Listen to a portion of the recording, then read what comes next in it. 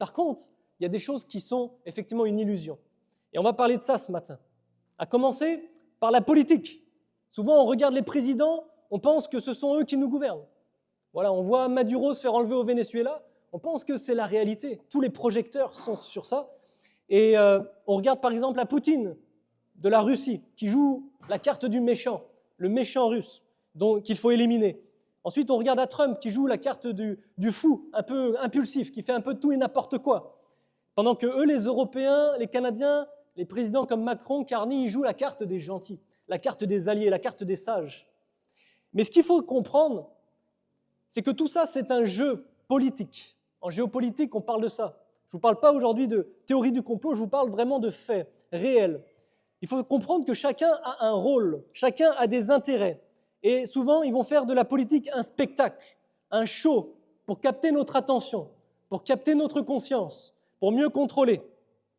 Et la vraie guerre, souvent, ce n'est pas la guerre qu'on voit au travers des médias, bien qu'elle existe réellement. Il y a la guerre en Ukraine, effectivement. Il y a de la guerre en Iran, effectivement. En Palestine, effectivement. Mais la vraie guerre, il faut comprendre, pour nous les chrétiens, c'est une guerre pour nos âmes.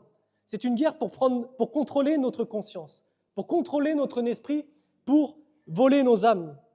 Parce qu'on oublie souvent que le prince de ce monde, c'est Satan. C'est le prince de la puissance de l'air, c'est lui qui gouverne ce monde. Et donc, s'il gouverne ce monde, on peut effectivement se poser la question que les choses qu'on voit ne sont peut-être pas toujours, finalement, la vérité. Et donc, la vérité, c'est que souvent, le monde que tu vois, eh bien, c'est un scénario qu'on te présente. Proverbe 2, versets 11 à 13, il est écrit « La prudence te protégera, l'intelligence te gardera pour te délivrer des voies du mal. » Souvent, la société va nous présenter une vision du monde qu'ils veulent nous présenter. Ils vont te présenter une vision du monde qu'ils veulent que toi, tu vois.